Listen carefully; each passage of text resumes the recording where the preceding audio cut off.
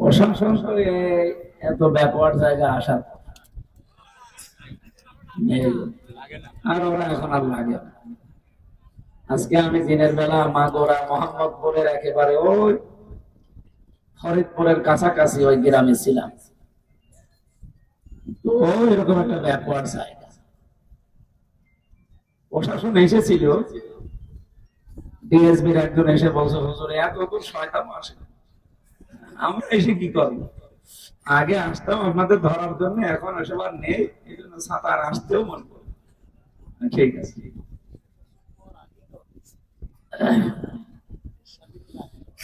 এটা আগস্টের 5 তারিখের আগে একবার আমি এখানে এই পাশে এসেছিলাম, 2-1 কিলো ভেতরে।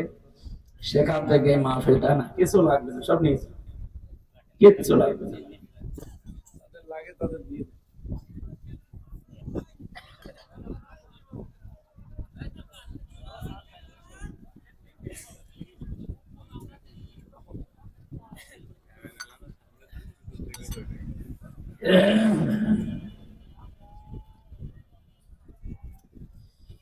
দল মত জাতি বর্ণ ধর্ম নির্বিশেষে আজকের এই অনুষ্ঠান, এটাকে শুধু মুসলমানদের না, আদা বায়ানুল লিন্নাস, হুদাল লিন্নাস।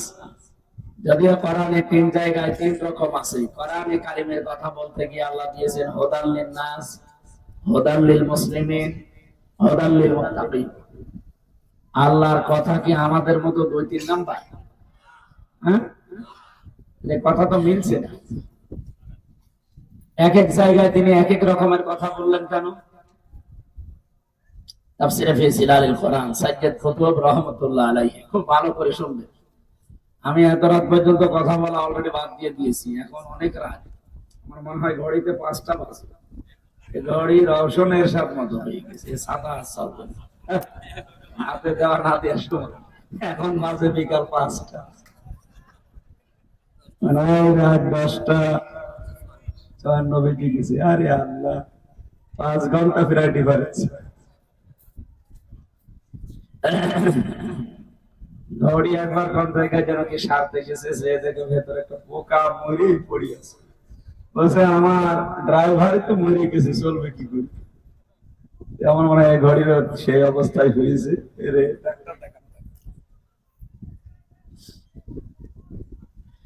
আমরা 3 রকম কথা শুনলাম কোরআনে কারিমের, যে হুদাল লিন্নাস।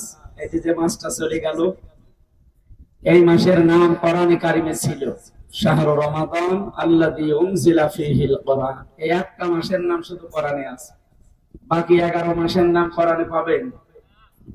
এই যে হাফেজ সাহেব বসে আছে, মাওলানা সাহেব বসে আছে, কোরআনে আল্লাহ সূরা তাওবায় দিয়েছেন 12 মাসের নাম একবারে, কিন্তু মুহররম, সফর, শাবান, রজব এভাবে দেয়। ইন্না ইদ্দাতাশ শুহুরি ইনদাল্লাহি 12 শাহরান ফি কিতাবিল্লাহ ইয়াওমা খালাকাস সামাওয়াতি ওয়াল আরদ ইলা আখিরি আয়াত। আল্লাহ তাআলা বলেন, আমি আসমান জমিন যেদিন তৈরি করি, ওই দিন আমার কিতাবের ভেতরে 12টা মাসের নাম আমি লিপিবদ্ধ করেছিলাম। কয়টা? তো সেখানে কোনো মাসের নাম নেই, সংখ্যা আছে কত বলেন তো? 12। একটা মাসের নাম সূরা বাকারার 185 নম্বর আয়াতে উল্লেখ আল্লাহ করলেন শাহরু রমাদান। এই সেই মাস যার নাম কি? আরামিম দোয়া দালিব নুন। একবার যদি আপনি উচ্চারণ করেন 50টা নেকি হবে। আল্লাযী উনজিলা ফীহিল কোরআন, এই কোরআনে আমি আল্লাহ এই মাসে এই কোরআনে কারীম নাযিল করলাম। কেন? প্রথম কারণ হুদাল লিন্নাস, মানুষকে এটা পথ দেখাবে। হুদা শব্দের যতগুলো অর্থ আছে তার অন্যতম অর্থ হচ্ছে উপকার। হুদা মানে কি? হুদা মানে পথ প্রদর্শন করা, হুদা মানে কল্যাণ, হুদা মানে অনেকগুলো অর্থের ভেতরে আমার কাছে এটা ভালো লাগে। হুদা মানে কল্যাণ বা উপকার। আল্লাহ মানুষকে কোরআন দিলেন উপকার পাওয়ার জন্য। তাম পৃথিবীতে সব মানুষ কোরআন থেকে কম বেশি উপকার পাচ্ছে, শুধু মুসলমানের না। পৃথিবীর অন্য জাতির দিকে তাকান। এই আওয়াজ বাড়ি খায় কেন? কানে সাউন্ড কানে বাড়ি খায় না যেন আওয়াজ। রিভার্ব দেন, অন্য কিছু বন্ধ করে দিন। ফ্যানটা একটু হালকা ঘুরিয়ে দেন তো ভাই, এদিকে ঘুরিয়ে দিন পেছনে। ঠিক আছে, এটাও ঘুরিয়ে দেন হালকা হালকা থাকবে। এই আয়াত থেকে যেটা আমরা প্রথমে পেয়েছি, তাম দুনিয়ায় এখন প্রায় 4,500 ধর্মের লোক বাস করে। কত? 4,500। আমরা হয়তো 8-10টা চিনি, এর উপরে বাকি চিনি না। পৃথিবীর যে কোনো জাতির মানুষেরা আল্লাহর কোরআন কারীম থেকে যতটুকু নিয়েছে ততটুকু উপকার পেয়েছে। আপনি ইহুদি, খ্রিস্টান, বৌদ্ধ, অন্যান্য জাতি, তারা কোরআন কারীম থেকে কয়েকটা জিনিস আমরা নিতে দেখেছি। পারিবারিক জীবনে তারা বিয়েটা নিয়েছে। এই জন্য বিবাহ শাদী যদি না থাকতো পৃথিবীতে বসবাসের অযোগ্য হয়ে যেত। এই কথা বুঝতেছেন? 2 নম্বরে তারা রাজনৈতিক ভাবে কোরআন কারীম থেকে কিছু নিয়ম নিয়েছে। সূরা নিসা 34 নম্বর আয়াতের প্রথম অংশে আপনি এটা পাবেন। খেয়াল করে মিলাবেন আমাদের দেশের সাথে। রব্বুল আলামিন বলেন, আর রিজালু কাওয়ামুনা আলান নিসা। পৃথিবীতে পুরুষ মানুষকে আমি বানিয়েছি নেতৃত্ব দেওয়ার জন্য, আর মেয়েদের বানিয়েছি তাদের আজ্ঞাবহ। অথচ এটা পুরা উল্টিয়ে ফেলেছি আমরা। তো যারা এটার ধ্বনি ছড়ায়, তাম দুনিয়ায় যারা সবক দিয়ে বেড়ায় নারী পুরুষের সমান অধিকার। আপনি আমেরিকার দিকে তাকান, 236 বছর হয়ে গেল। এই 236 বছরে আজ পর্যন্ত কোন মহিলাকে তারা প্রধানমন্ত্রী বানায়নি। কি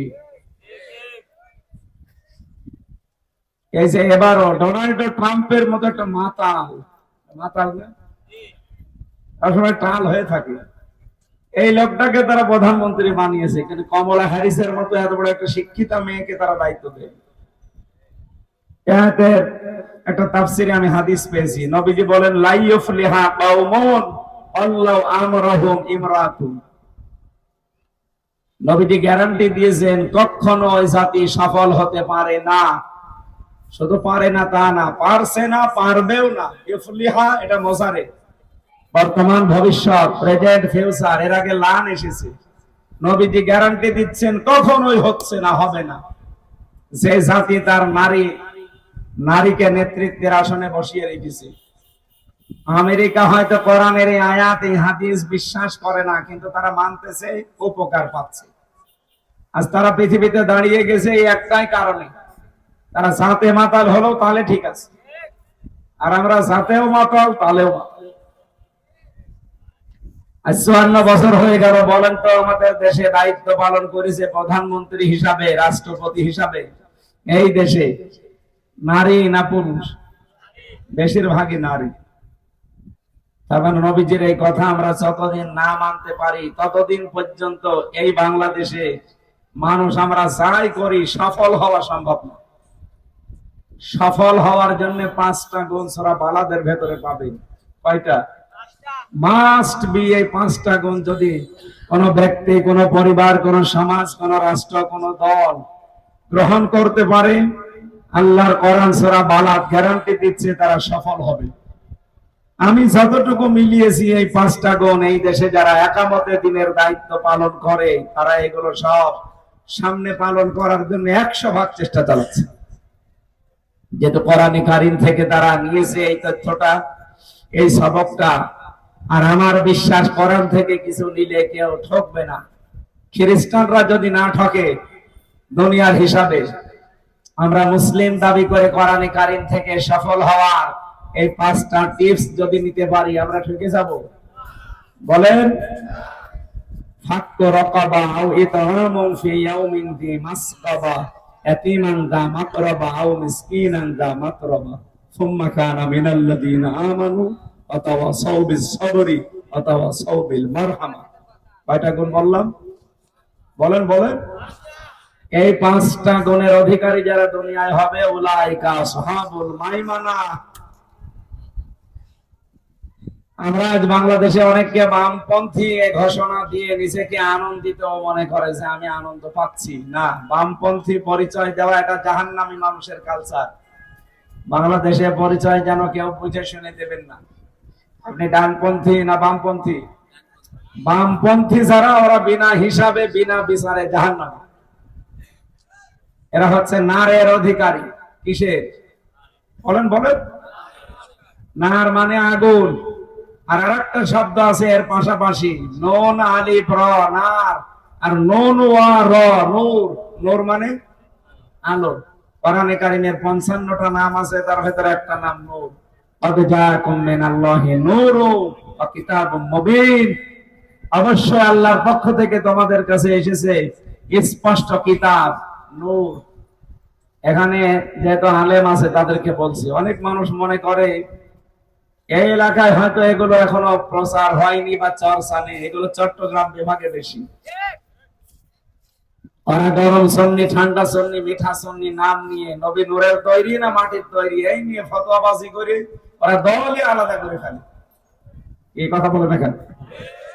আল্লাহ বলেন অবশ্যই আমার পক্ষ থেকে এসেছে নূর, স্পষ্ট কিতাব। শব্দ যদিও দুইটা, জিনিস একটা। শিক্ষক জিজ্ঞাসা করছে, বিভিন্ন জায়গায় বিভিন্ন রকমের হয়ে ওঠে, কিন্তু জিনিস এক। কি বলতো এটার নাম?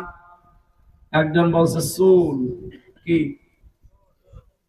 চুল বিভিন্ন জায়গায় ওঠে শরীরে, কিন্তু জিনিসের নাম কি? যত আলাদা আলাদা বলেন, আসল তো নাম চুল। মাথায় থাকলে হয় চুল, চোখের উপরে থাকলে হয় ভরু, আর একটু নিচে নামলে পাপড়ি। চোখের পাপড়ি বলে না? আর একটু নিচে নামলে গোপ, আর একটু নিচে নামলে দাড়ি, আর নিচে নামা যাচ্ছে। জিনিস তো সব একই, নাম আলাদা আলাদা। কথা বলেন না কেন? এই যে নদী, আপনাদের পাশে নদীর নাম কি? পদ্মা। আপনি যমুনা সেতু যেখানে তৈরি হয়েছে ওটার নাম কি? যমুনা। যেখানে পদ্মা সেতু তৈরি হয়েছে ওই যে ওটার নাম কি? মাওয়া ঘাট। এক একটা জায়গায় এক একটা নাম, কিন্তু সবগুলো আসলে কি? বলেন তো কি নাম? কি কি বুঝলেন এখান থেকে? বলেন তো। নাম যত আলাদা আলাদা জায়গা থাক, জিনিস তো এক। এখানে যে নূর আর কিতাব দুইটাই এক, এটা যে দুইটা এক তার প্রমাণ কি? এর পরের আয়াত আল্লাহ রাব্বুল আলামিন বলেন ইয়াহদি বিহিল্লাহ। এখানে বিহি এক বচন, আল্লাহ বহু বচন বা দ্বিবচন দিতে পারতেন। উপরের আয়াতের শব্দে যদি দুইটা জিনিস আল্লাহ মিন করতেন, তাহলে পরের আয়াতে ব্যাখ্যা দিতে গিয়ে বলতেন দ্বিবচন, ইয়াহদি বিহিমা। কি কথা বলেন না কেন? আল্লাহ এক বচন দিয়ে ইয়াহদি বিহিল্লাহ, এইটার দ্বারা আল্লাহ হেদায়েত করেন। কোরআন শরীফ একটু বুঝে চিন্তা ভাবনা করে পড়লে কিন্তু মানুষ সঠিকটা পেয়ে যায়। ওই কোন বাবা কি বলেছে ওই দিকে শুধু দৌড়ায়, তো এই জন্য আসল জিনিস বের করতে পারেন। এত বড় বড় আলেম, তারা নামের আগে মুফতি, মুহাদ্দিস, আল্লামা লিখা, কেন এই শব্দ একটু চিন্তা ভাবনা করা যায় না? আমার আলোচনা ওইটা না, আমি একটু টাচ দিলাম শুধু। তাহলে নবীজিকে নূর বলে যারা চালিয়ে দেন, তার সম্মান আপনি বাড়ান না, তার সম্মান আরো কমে যায়। কারণ এই যে আলো, নূর, এর ভেতরে কমপক্ষে দুইটা জিনিস পাবে। কয়টা? কি কথা বলছেন এখন? নেগেটিভ আর পজিটিভ। নবীকে যদি আল্লাহ নূরের তৈরি, আমরা বলি নূরের তৈরি, নবীকে নূর দিয়ে যদি আল্লাহ বানাতেন, ওনার ভেতরে সর্বোচ্চ দুইটা জিনিস পাওয়া যেত। আমরা যারা নবীকে মাটির তৈরি বলি, তারা নবীর সম্মান আরো বাড়িয়ে দিয়েছি, কারণ আল্লাহ নিজে জানিয়েছে। সূরা সাদের ভেতরে আছে ওয়াইদ ক্বালা রাব্বুকা লিল মালাইকাতি ইন্নী খালিকুম বাশারাম মিন তিন। আল্লাহ রাব্বুল আলামিন বলেন, স্মরণ করো ওই সময়ের কথা যখন আমি ফেরেশতাদেরকে বলেছিলাম ইন্নী খালিকুম বাশারাম মিন তিন, আমি মানুষ বানাতে চাই মাটি থেকে। অবশ্যই আমি মানুষ বানাতে চাই কি থেকে? বলেন বলেন। নবীজি কি মানুষ ছিলেন না? নবী যে মানুষ ছিলেন তার প্রমাণও তো আল্লাহ কোরআনে দিয়েছেন, কুল ইন্নামা আনা বাশারুম মিসলুকুম। হে নবী বলেন, আমি তোমাদের মতো মানুষ। পার্থক্য এতটুকু, ইউহা ইলাইয়া, আমার কাছে ওহী আসে, তোমাদের কাছে আসে না। এই আয়াতের ব্যাখ্যা করতে গিয়ে তাফসিরে বাইসাবিতে আমি পড়েছি, আল্লামা বাইসাবি রাহমাতুল্লাহ আলাইহি বলে, এই যে ইন্না মা, এই শব্দটা আল্লাহ দিলেন কেন? এমনিতে বাশারু মিসলুকুম বলতে পারতেন। ইন্না মা, ইন্নার পরে মা যোগ হলে বাংলা অর্থ দাঁড়ায় একমাত্র, কেবলমাত্র, শুধুমাত্র। এইটাই আল্লাহ বলেন, একমাত্র তুমি এই কথা মানুষকে বলো যে আমি তোমাদের মতো মানুষ, অন্য কিছু না। আমি ফেরেশতাও না, আমি নূরের তৈরিও না। আল্লাহ আমাকে বানিয়েছি তোমাদের মতো মানুষ করে। মানুষ কি দিয়ে তৈরি? ওই যে সূরা সওয়াদের আয়াত বললাম, এই আয়াতের ব্যাখ্যা আর একটা হাদিস, লম্বা হাদিস এসেছে। যেদিন নবীজি মেরাজে যাবেন, হযরত আদম আলাইহিস সালামের সাথে দেখা হয়েছিল। তিনি বলেছিলেন, ওয়ালাদুন সালিহুন ওয়ালাদুন নাবিয়্যুন, হে আমার নেককার সন্তান, নেককার নবী। আদম আলাইহিস সালাম কিসের তৈরি? বলেন না কেন? উনি যে মাটির তৈরি, এখানে কোনো সন্দেহ আছে? উনি বললেন, ওয়ালাদুন সালিহুন ওয়ালাদুন নাবিয়্যুন, হে আমার নেককার সন্তান, নেককার নবী। শব্দ দুইটা বললেন।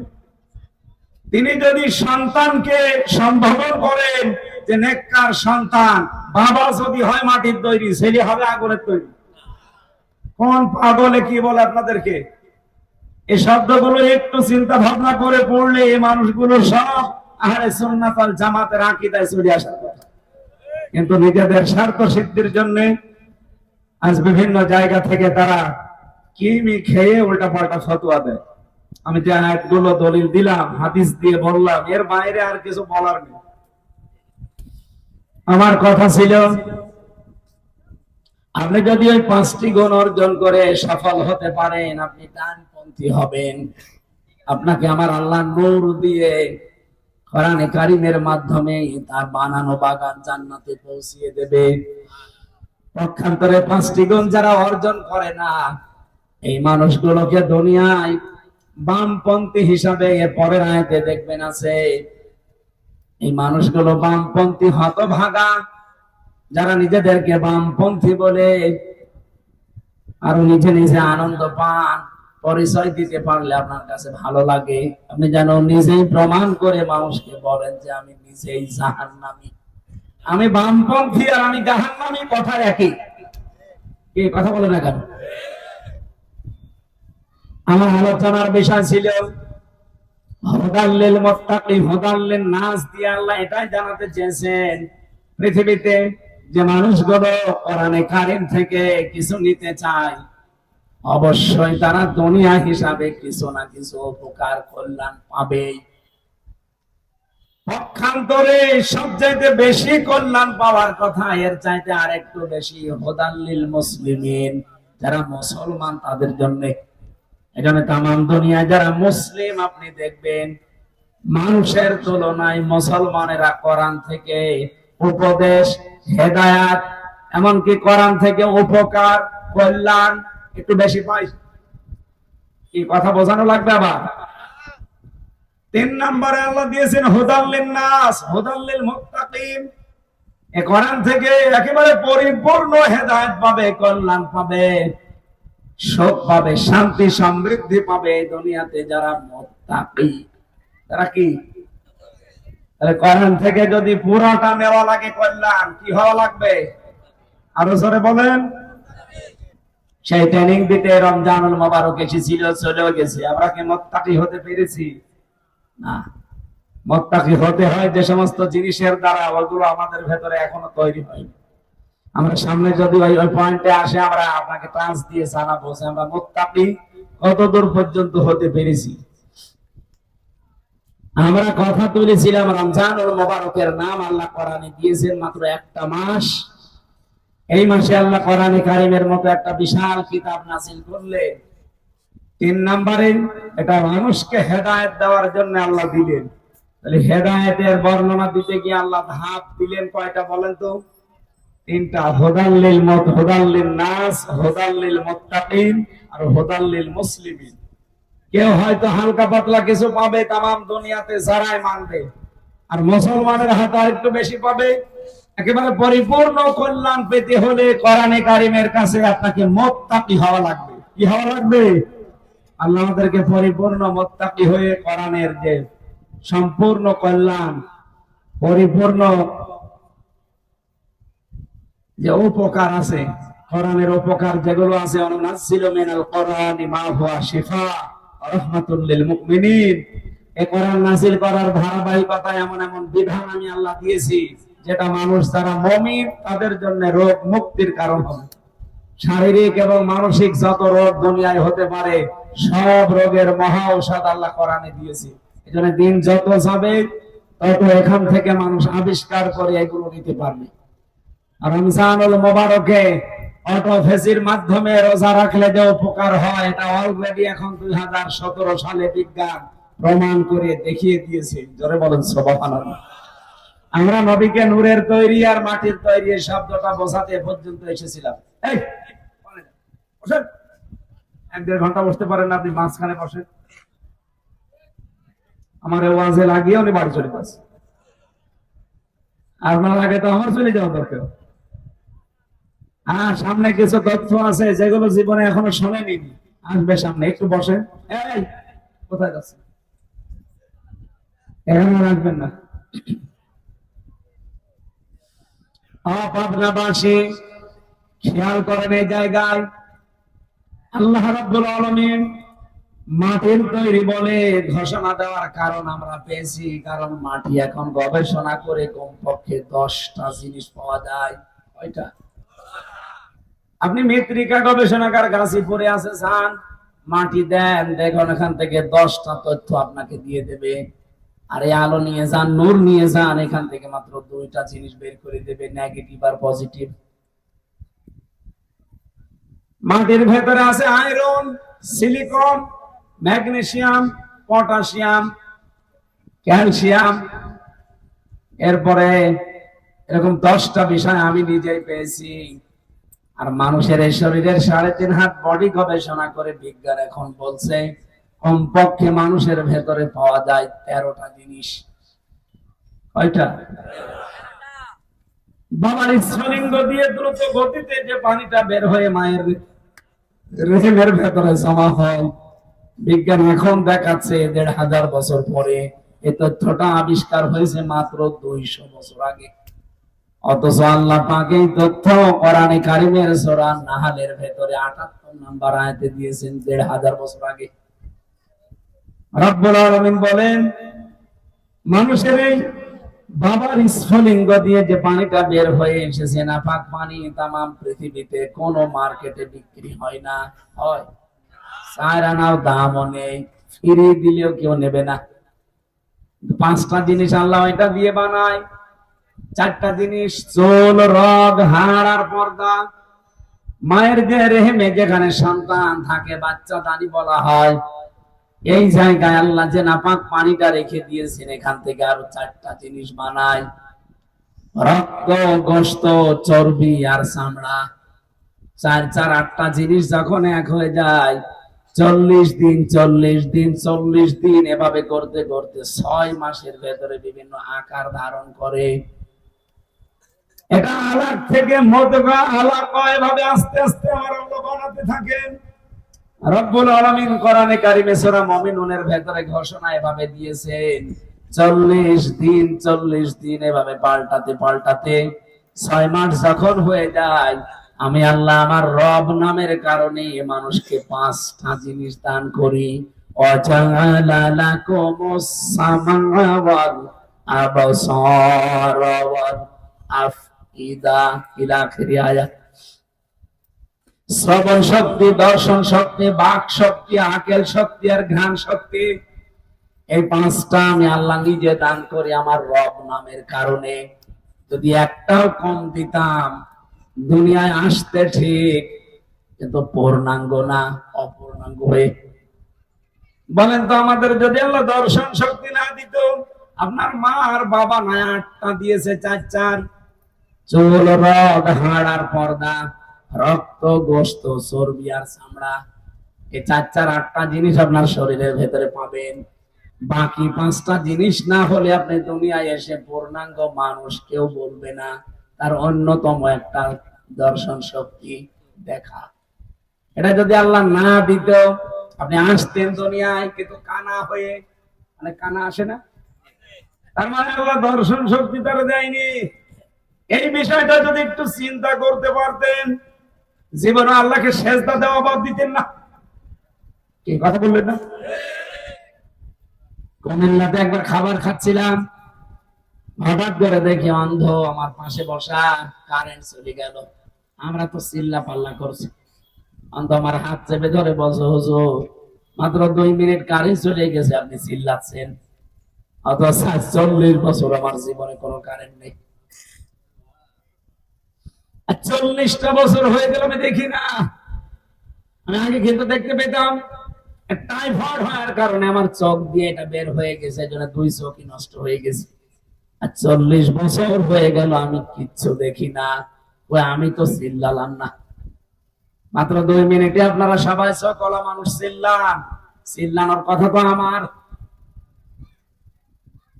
ওই দিন অন্ধ আমাকে আর একটা তথ্য জানিয়েছে যে আপনারা যারা সকলা মানুষ, দৃষ্টি শক্তি যাদের আছে, ঘুমিয়ে থাকলে আপনারা তো স্বপ্নেও দেখেন না, দেখেন না? কিন্তু যারা অন্ধ, এই মানুষগুলো ঘুমিয়ে থাকলে স্বপ্নেও দেখে না, শুধু একটা আওয়াজ শোনে। কি দিয়েছে আল্লাহ আপনাকে বলেন তো? একটা বললাম শুধু, এখনো তো 5-8টা আছে। যদি আল্লাহ পাক আপনাকে বাক শক্তি না দিত, আপনি কথা বলতে পারতেন না। যদি আকেল শক্তি না দিত, আপনি পাগল হয়ে আসতেন।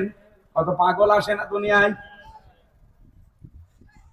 যদি দর্শন শক্তি না দিত, আপনি কালা হয়ে আসতেন দুনিয়ায়। আল্লাহ পাক বলেন, এই 5টা জিনিস আমি আল্লাহ দিয়ে 8, 5, 13টা জিনিস যখন এক হয়ে যায়, আমি আল্লাহকে ফেরেশতারা তখন জিজ্ঞাসা করে যে রে আমরা বানাবো কি? এর আকৃতি এবার তৈরি হবে 6 মাস পরে। এটা কি ছেলে হবে না মেয়ে হবে? গ্যারান্টি দেয় কে? আল্লাযী ইউসাউবিরুকুম ফিল আরহামি কাইফা ইয়াশা। তিনি সে আল্লাহ যিনি মায়ের রেহেমের ভেতরে তোমাদের আকৃতি তৈরি করেন। এই যে ছেলে হবে মেয়ে হবে সিদ্ধান্ত হামজা দেয় না, দেয় কে? 8, 5, 13টা জিনিস এক হওয়ার পরে মাটির ভেতরে আমার আল্লাহ মাটির নির্যাস দিয়ে, যেহেতু আমাদেরকে বানিয়েছে সরাসরি মাটি দিয়ে না, সরাসরি মাটি দিয়ে বানিয়েছিল মাত্র একজনকে। কয়জন? কে? হযরত আদম। খালাকাল ইনসানা মিন সালসালিন কাল ফাখখার ওয়া খালাকাল জান্না মিন মারিজিন মিন নার। এখানে 2টা তথ্য আছে সূরা রহমানে। মানুষ একেবারে সর্বপ্রথম আল্লাহ তাকে বানিয়েছে ওটাকে ঠনঠনে মাটি দিয়ে। ফেরেশতা আজরাইল দুনিয়াতে এসে এক খামসা মাটি নিয়ে যায়। ফি জিলালিল কোরআনে মুফাসসির লিখেছেন তার এক খামসার ভেতরে মাটি ছিল 40 মণ। ফেরেশতাদেরকে আল্লাহ বললেন বডি বানাও আদমের। তারা বডি বানিয়েছে প্রায় 60 হাত লম্বা, 120 হাত, 36 হাত মোটা। 120 হাত লম্বা, 60 গজ, আর একেবারে 36 হাত মোটা। এত বড় বিশাল দেহ পড়ে আছে, কিন্তু ভেতরে কোনো নড়াচড়া নেই। রব্বুল আলামিন তার ভেতরে নাক দিয়ে একটা রূহ দিয়েছিলেন। রূহ মানে আল্লাহর হুকুম। ওয়ায়াসআলুনাকা আনির রূহ কুলির রূহু মিন আমরি রাব্বি। হে নবী, মানুষেরা যদি জিজ্ঞাসা করে যে রূহটা কি, আপনি বলবেন এটা আল্লাহর হুকুম। এটা কি? আল্লাহ এই হুকুমটা নাক দিয়ে দিয়েছিলেন। আপনি দেখবেন নাকের ভেতরে যদি কিছু দেন বিড়বিড় করবে। কি? আপনি কিছু দিয়ে দেখেন কোন খড়কটা, বিড়বিড় করবে। তখন হাসি দিয়েছিল। এইটা আদমকে ফেরেশতারা 120 হাত লম্বা করে বানিয়েছে। এর ভেতরে যত খড়কটা জার গুলো লুকিয়েছিল, হাসি দেওয়ার পরে হযরতে আদমের নাক দিয়ে আল্লাহ যত জার ছিল সব ময়লা মাটি বের করে দিয়েছেন। হযরতে আদম একটু স্বস্তি পেয়েছিলেন ওই দিন। কারণ ভেতরে জান গুলো সব বের হয়ে গেছে। এই স্বস্তি পাওয়ার পরে তিনি একটা শব্দ বলেছিলেন, আলহামদুলিল্লাহ। আল্লাহ এত বেশি খুশি হয়েছিলেন এই শব্দের উপরে, কিয়ামত পর্যন্ত আদমের সন্তান যারা দুনিয়া আসবে তারা যদি হাসি দেয় তারা যেন এই আলহামদুলিল্লাহ বলে। এটা ওয়াজিব করে দিয়েছেন আমার আল্লাহ। এমনকি কেউ যদি আলহামদুলিল্লাহ বলে হাসি দেওয়ার পরে, তার পাশে যে থাকবে তারে বলা লাগবে ইয়ারহামুকাল্লাহ। এক কথা বলছেন না? এমনকি তার পাশে যে থাকবে তারে বলা লাগবে ইয়াহদিকাল্লাহ। কেন এত কথা বলা লাগবে? কেন আলহামদুলিল্লাহ, ইয়ারহামুকাল্লাহ, ইয়াহদিকাল্লাহ এত কথা বলা লাগবে কেন? আমি তো হাসি দিয়েছি। বিজ্ঞান এখন প্রমাণ করছে যে হাসির দ্বারা যতগুলো জাম শরীর থেকে বের হয়ে যায়, এটা যদি আপনি ডাক্তার দিয়ে পরীক্ষা করে মেশিন লাগিয়ে বের করতে চান, কমপক্ষে বাংলাদেশের টাকা এখন 60,000 টাকা লাগবে। একবার হাসি দিলে এই উপকার আপনার শরীর থেকে আমার আল্লাহ করে। এই জন্য তো আলহামদুলিল্লাহ বলার নিয়ম। আর পাশে যে থাকবে তার এই জন্য ইয়ারহামুকাল্লাহ বলার নিয়ম। ওর পাশে যে থাকবে সে যেন বলে ইয়াহদিকাল্লাহ। সুবহানাল্লাহ বলতে পারেন না? আমি যে কথাটা এখান থেকে বসাতে চাচ্ছিলাম, রব্বুল আলামিন দয়া করে মায়া করে আমাদের এই মাটি দিয়ে আদম আলাইহিস সালামকে বানিয়েছেন। আর আমাদেরকে সরাসরি মাটি দিয়ে না, বানিয়েছেন মাটির নির্যাস থেকে। আপনি মাটির নির্যাসের ভেতরে কমপক্ষে 10টা জিনিস পাবেন, ওই যেগুলো বলছিলাম। আধুনিক তাফসীর পাওয়া যায় যুগের জ্ঞানের আলোকে, বাস্তবতার নিরিখে। আপনি এখানে মিনহা খালাকনাকুম এই আয়াতের তাফসীরে দেখবেন এখানে 10 রকম নাম লেখা আছে। মাটি দিয়ে আল্লাহ আমাদের বানিয়েছেন, মাটির নির্যাস দিয়ে। মাটি বানিয়েছেন কি দিয়ে? কয়টা বললাম? 10টা জিনিস পাবে। তাহলে 10 মার বাবা দুইজন মিলে দিয়েছে 4 4 8, কত হয়? 18। আর আল্লাহ নিজে দিয়েছেন 5, কত হয়? 23টা জিনিস আমার 3.5 হাত বডিতে আছে। মাটির তৈরি বললে নবীর সম্মান আরো বেড়ে যায়, কারণ 23টা পাবে। আর এটাই পাবেন কয়টা? সংখ্যা হিসাবেও তো আপনার দাম বেড়ে যাচ্ছে। আর হাদিসের কোরআনের গুলো তো বললামই, সুতরাং এটা রেকর্ড হচ্ছে, তো এই জন্য বললাম। যারা নূরের তৈরি এই শব্দ নিয়ে লাফাচ্ছে, পৃথিবীতে বিশ্ব নবীকে আমার আল্লাহ মানুষ বানিয়ে পাঠিয়েছিলেন, মানুষ তৈরি মাটি দিয়ে। আদম আলাইহিস সালাম যেহেতু ডাক দিয়ে বলেছিলেন ওয়ালাদুন সালিহুন ওয়ালাদুন নাবিয়্যুন, হে আমার আদর কি নেককার সন্তান, নেককার নবী। বাবা যদি মাটির হয়, ছেলে হবে আগুনের। আশা করছি আপনি বুঝেছেন। তাহলে নূর চাই আমরা। আর যারা কাফের তারা কি চায়? নার। তারা কি চায়? আল্লাহ রাব্বুল আলামিন বলেন, আল্লাহু ওয়ালিয়্যুল্লাযীনা আমানু ইখরিজুহুম মিনাজ যুলুমাতি ইলান নূর। যারা আল্লাহর প্রতি ঈমান এনেছে, আমার আল্লাহ নিজে তাদের বন্ধু হয়ে গেছে। আর আল্লাহ যদি কারোর সাথে বন্ধুত্ব করে, আল্লাহ নিজে তার প্রতি কয়েকটা দায়িত্ব পালন করে। তার প্রথম দায়িত্ব হচ্ছে ইখরিজুহুম মিনাজ যুলুমাতি ইলান নূর। আল্লাহ নিজে দায়িত্ব নিয়ে তাকে অন্ধকার থেকে বের করে আলোর দিকে নিয়ে আসে। এখানে অন্ধকার মানে মানুষের তৈরি করা আইন। অন্ধকার মানে শিরক, অন্ধকার মানে বেদাত, অন্ধকার মানে কুফর, অন্ধকার মানে জুলুম। এই জায়গা থেকে বের করে ইলান নূর, ইসলামের দিকে, আলোর দিকে, কল্যাণের দিকে, জান্নাতের দিকে ডাক দিয়ে নিয়ে আসে কে? বলেন বলেন। এটাকে জান্নাতে নিয়ে আসবে আল্লাহু ওয়ালিয়্যুল্লাযীনা আমানু। ঈমান যারা আনে তারা যেহেতু আল্লাহর বন্ধু, আর বন্ধুর প্রতি বন্ধুর একটা দায়িত্ব থাকে। আল্লাহ নিজে তখন এটা পালন করে, অন্ধকার থেকে বের করে আলোর দিকে নিয়ে আসে। এই জন্য এই দেশে যারা সত্যিকারের ঈমানদার, আপনি দেখবেন শিরিক থেকে, বেদাত থেকে, কুফর থেকে, জুলুম থেকে, মানুষের তৈরি করা আইন থেকে আল্লাহ নিজে তাদের দায়িত্ব নিয়ে নিজে খর্তা হয়ে বের করে আলোর দিকে নিয়ে আসতেছে। আল্লাযীনা কাফারু, আর যারা কাফের, আউলিয়াউহুমুত তাগুত, তাদেরও বন্ধু আছে, কিন্তু তাদের বন্ধু হচ্ছে শয়তান। কে? শয়তান। বলেন বলেন। এখন শয়তান যদি কারো বন্ধু হয়, শয়তানের দায়িত্ব নেই? আল্লাহ যেমন দায়িত্ব পালন করে, শয়তানেরও দায়িত্ব আছে। ইখরিজুনাহুম মিনান নূরি ইলা যুলুমাত। শয়তান তার বন্ধুর প্রতি দায়িত্ব পালন করে, তাদেরকে আলো থেকে বের করে অন্ধকারের দিকে নিয়ে যায়। আল্লাহর বন্ধু হলে আল্লাহ কাজ করে, শয়তানের বন্ধু হলে শয়তানও কাজ করে। এখান থেকে বুঝলেন না, যারা শয়তানের বন্ধু তাদেরকে আল্লাহর ইসলাম থেকে, নূর থেকে, কোরআন থেকে, জান্নাতের পথ থেকে ডাক দিয়ে নিয়ে যাবে অন্ধকার, মানুষের তৈরি করা আইনের দিকে, জুলুমের দিকে, শিরকের দিকে, বেদাতের দিকে, কুফরের দিকে। আজ একজনের কথা শুনে আমি খুব দুঃখ পেয়েছি। পাপিয়া হারুন সাহেবের স্ত্রী, এই মহিলাকে আমার মনে হয় মুসলমান বলাও ঠিক না। এ বলছে যে আলেম ওলামা যেন কোনদিন ইসলামের পক্ষে, কোন দলের পক্ষে ভোট না চায়। ভোট চাওয়া এটা একটা ইবাদত। সূরা নিসা 58 নম্বর আয়াতে আছে, কোন হুজুর নিয়ে আসবেন, নিয়ে সেখানে বসিয়ে রাখেন। এখানে আমানাত বহু বচন আছে, তাফসিরে ইবনে কি ওটার নাম মারিফুল কোরআন, নিয়ে আসেন বাংলায়, আপনাকে আমি ভয়ও কাটতো, ওখানে লেখা আছে ইন্নাল্লাহা ইয়া'মুরুকুম আন তু'আদ্দুল আমানাতি ইলা আহলিহা। অবশ্যই আল্লাহ তোমাদের সবাইকে নির্দেশ দিয়েছেন, আমাকে না, কম বহু বছর সবাইকে নির্দেশ দিয়েছেন, তোমাদের যাবতীয় আমানত তাদের প্রাপকের কাছে পৌঁছিয়ে দাও। এখানে প্রায় 8-9টা জিনিসের নাম দেখেছি আমি, ভোট, রায়, সমর্থন, এরকম 8-9টা জিনিসের নাম। আপনি যে বলেন যে ভোট চাওয়া যাবে না কোন দলের পক্ষে, ইসলামের পক্ষে, আপনার ঈমান আছে? আপনার ঈমান আছে?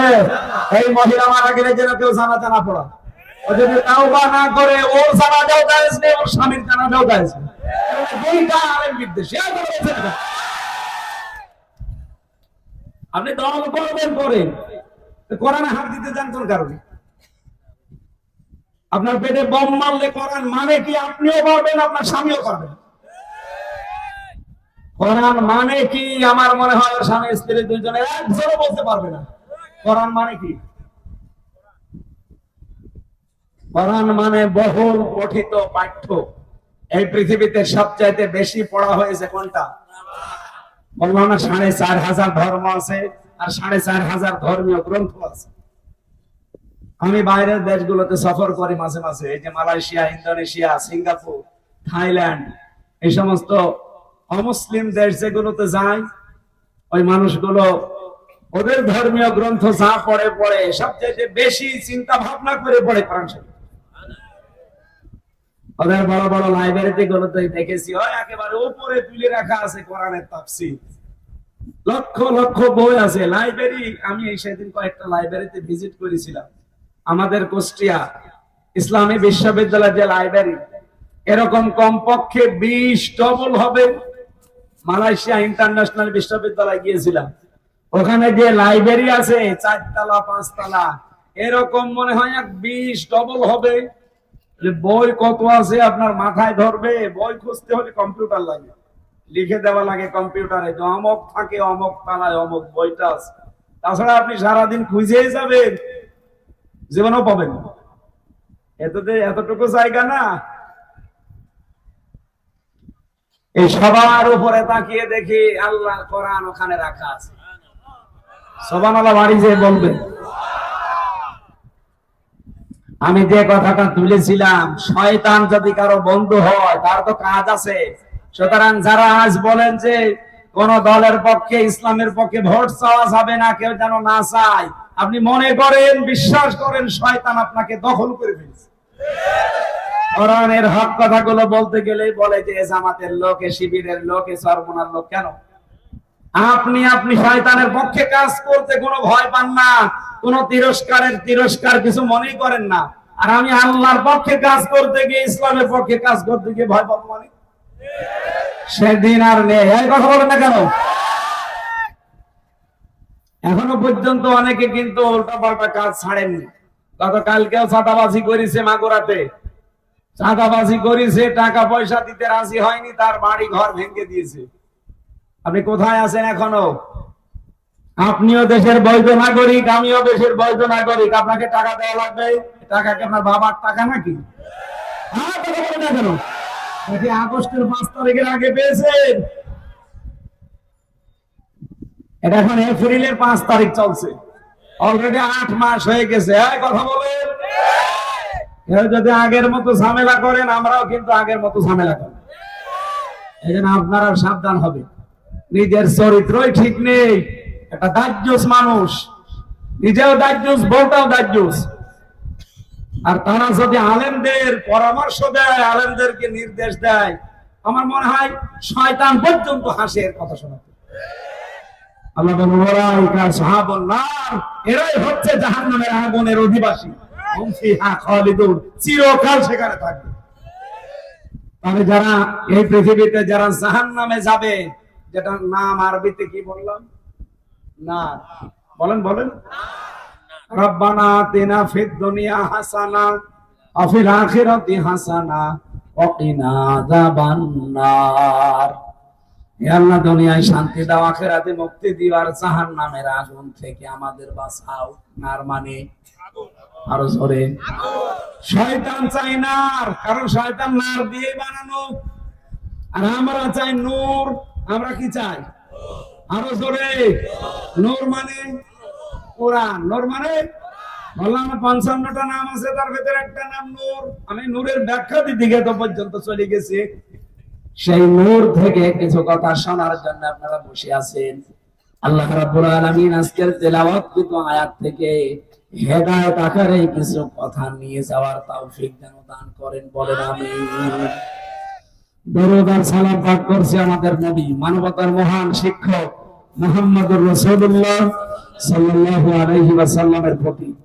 একটা মাত্র আমরা আয়াত পড়েছি। কয়টা? সূরা আহকাফ 13-14 নম্বর আয়াত পড়েছি আমরা। একটা আয়াতের ব্যাখ্যা হয়তো করতে পারবো, যতটুকু পারি চেষ্টা চালাচ্ছি তাফসীর আকারে কথা বলার। কোন সূরার নাম বললাম যেন? আহকাফ। 35টা আয়াত আছে। একটা আয়াতেই দেখেন কত কথা পাবেন। যদি একটা আয়াতে এত কথা থাকে, পুরা কোরআনে 6666টি আয়াত, এটা প্রসিদ্ধ। 6236টা আয়াত, এটা বিশুদ্ধ। দুইটাই ঠিক আছে। এতগুলো আয়াতে আল্লাহ কত কথা দিয়েছে, কিয়ামত হয়ে যাবে তাও কোরআনের কথা বলে শেষ করা যাবে না।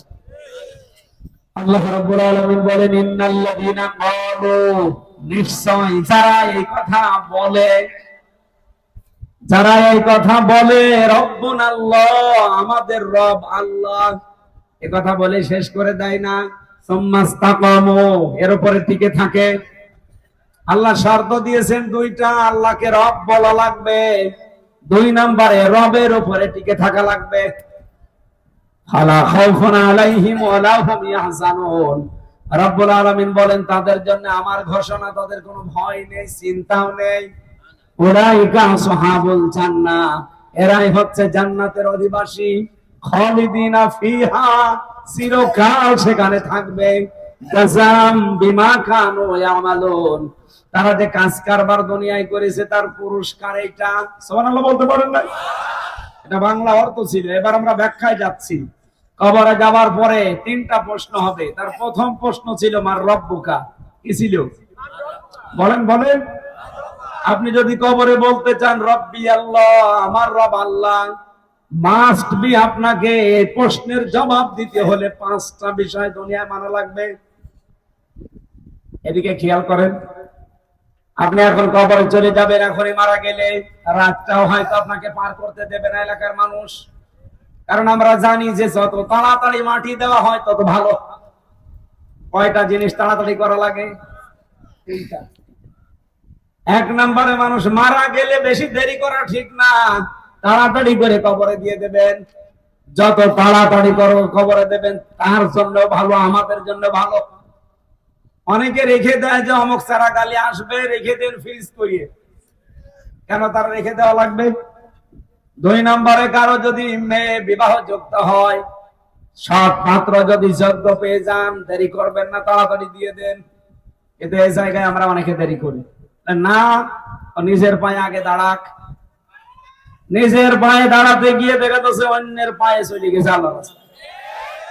আমার গ্রামে এক দাদা, নাম বলছি না কারণ রেকর্ড হচ্ছে তো, ওনারে একদিন বললাম দাদা, 2টা মেয়ে কলেজে পড়ে, মেয়েদেরকে আপনি একটু পর্দা দিতে পারেন না, একটু বোরকা মোরকা দিয়ে একই ভাবে যায়, এটা বদনাম হয়ে যাবে।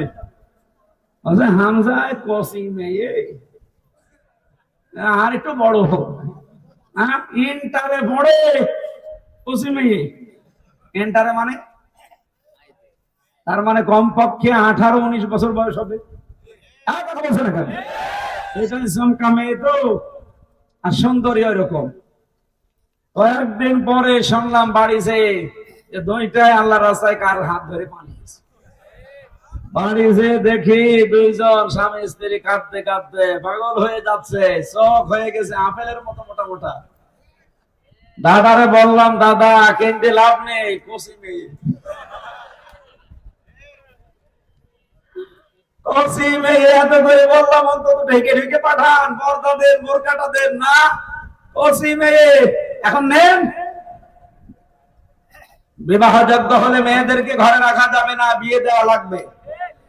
কিন্তু আমাদের সমাজ ব্যবস্থাটা এমন, এমনও গরিব মানুষের মেয়ে আছে 40 বছর পার হয়ে যাচ্ছে, বিয়ে দিতে পারে না। কথা বলে না কেন? কিছু গরিব মানুষ, ভ্যান চালক, রিক্সা চালক, মাঠে খাটে এসে বলে, হুজুর মেয়ের বয়স 35 বছর হয়ে যাচ্ছে, বিয়ে দিতে পারি না। বিয়ের কথা বললে আমার কাছে টাকা চায়। কি মানুষ না জানোয়ার? আমি নিজেই চলতে পারি না, আর আমার কাছে বলে যে মোটরসাইকেল কিনে দেওয়া লাগবে। আফসোস লাগে এই দুইটা মহিলার উপরে। কতদিন পর্যন্ত তারা দায়িত্বে ছিল, কিন্তু এই কাজটা যদি করে যেত যে বাংলাদেশে যৌতুক নিলে তার ফাঁসি হবে। কথা বলেন, এই জেনা ব্যবসার অন্তত কমে যেত। দেখলাম এখানে বসে বসে দুইজন ডাব বিক্রি করছে, এক একটা ডাব 500 টাকা। জীবন বাঁচাতে হলে 500 না 1000 টাকা হলেও ডাব কিনে খাবো।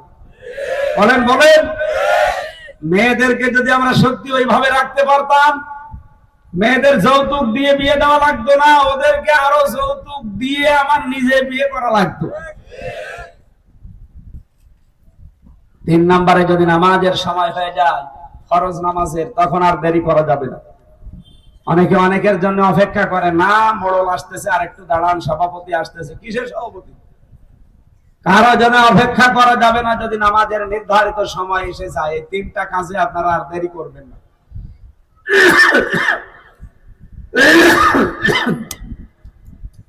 কবরে দেওয়ার পরে যেহেতু এখনই মরে গেলে আমারে আর সকাল পর্যন্ত যেতে দেবে না, কবরে দিয়ে দেবে।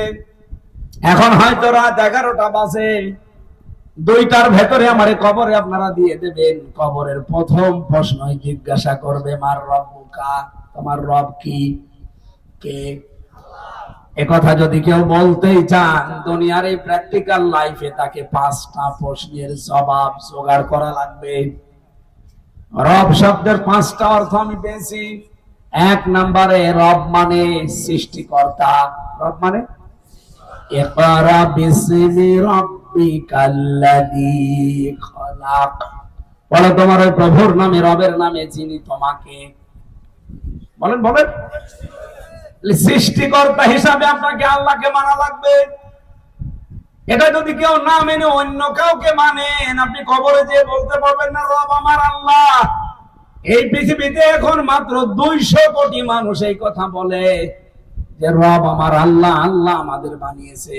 বাকি 610 কোটি মানুষ ওরা বলে না যে আল্লাহ আমাদের বানিয়েছে, ওরা অন্য কাউকে মানে।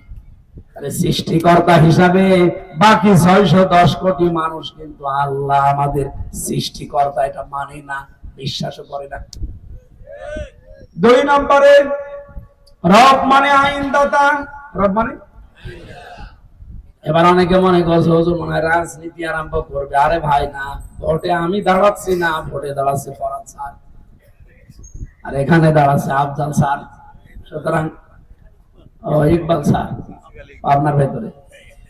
আমাদের খোকসা কুমারখালীতে আফজাল হোসেন, কুষ্টিয়ার সদর আর ইবি মিলে অধ্যাপক ফরহাদ হোসাইন স্যার, মিরপুর ভেড়ামারা মিলে জনাব আব্দুল গফুর স্যার, আর ওদিকে দৌলতপুরে মনে হয় অধ্যাপক বেলাল হোসেন। তাহলে এক জায়গায় আমার নাম নেই। রাজনীতি আমি করছি না, রাজনীতি না, এটা আসল নীতি। আপনি কবরে ধরা খাবেন, আপনাকে রব হিসাবে মানা লাগবে। 2 নম্বর অর্থ রবের কি বললাম? আইনদাতা। বলেন বলেন। আপনি যদি কবরে যেয়ে বলতে চান যে আমার রব আল্লাহ, ফেরেশতারা বলবে রব মানে কিন্তু আইনদাতা। বল তুই যে পরিবারে সমাজে রাষ্ট্রে বসবাস করতি, ওখানে আল্লাহ কোন আইনটা চলতো বল? কি বলবেন আপনি? ধরা খেয়ে বসে আছেন। প্রথমটা অনেকের জীবনে মিলছে না, দ্বিতীয়টাও মিলছে না। কারণ এখনো পর্যন্ত অনেকে সৃষ্টিকর্তা, এই যে খালেক, এটা যে একচ্ছত্র মালিকানা আল্লাহর, আর কারণে সৃষ্টি করতে পারে শুধুমাত্র কে? বলেন বলেন। বাকি যা হয় এগুলো আমরা রূপান্তর করতে পারি, কিন্তু সৃষ্টি করতে পারি না। সৃষ্টিকর্তা খালেক, এটা শুধুমাত্র আল্লাহর শান। কিন্তু আমরা ফসলে বরকত হয়, আমরা অনেকে আল্লাহ বাদ দিয়ে অন্যের নাম বলি। বলে না, ভগবান এসেছিল, মা দুর্গা গজ ছড়িয়ে এসেছিল, এই জন্য ফসলে বরকত হয়েছে। ও দুর্গার বাবার ক্ষমতা আছে সৃষ্টি করা ফসল? কথা বলেন। ফসল সৃষ্টি করার দায়িত্ব কার? আপনি শুধু বীজটা মাটির ভেতরে, জমিনের ভেতরে গেড়ে দেন, বাকি কিচ্ছু করেন না। সব কাজ আল্লাহ ফেরেশতা দিয়ে করাচ্ছে। আমার ভাইরা, আমরা সৃষ্টিকর্তা হিসাবে এখনো অনেকে আল্লাহকে আমরা মানি না, বিশ্বাসও করি না। আইনদাতা হিসাবে তো মানি না। আইনদাতা হিসাবে মানলে আল্লাহর আইন আছে পড়া কোরআনে 500। কত? এখানে আলেমরা ছাড়া আমার মনে হয় অনেকে জানেই না যে আইন আল্লাহর 500। খালি জানে যে নামাজ পড়া, রোজা রাখা, আইন আর নেই। এই যে মানুষের সাথে হাসি মুখে কথা বলা, আকুলু লিন-নাসি হুসনা, এটা এই বিধান কার? এই বিধান তো আমরা মানি না। এরকম 500 আইন আমি মিলিয়েছি, একটাও আমাদের জীবনে মিলছে না, চলে না। দুই একটা যায় আছে লোক দেখানোর জন্য। 3 নম্বরে, রব মানে উকিল। রব মানে, মানুষ উকিল ধরে কেন? মুক্তি পাওয়ার জন্য। আমি যে 3 বছর জেলে ছিলাম, কত উকিলকে পাল্টিয়েছি, ধরেছি। যেটা ধরি হয় না আর একটা ধরি, যেটা হয় না আর একটা ধরি। মনে করছিলাম উকিল আমার জেরা করে বাঁচিয়ে দিতে পারবে। মামলা যেহেতু রাষ্ট্র দিয়েছে, যিনি পালিয়েছে উনি দিয়েছে, এই জন্য ছাড়ে না। আপনাকে রব হিসাবে, উকিল হিসাবে মানা লাগবে আল্লাহকে। 4 নম্বরে, রব মানে অভিভাবক। রব মানে অভিভাবক, দায়িত্বশীল।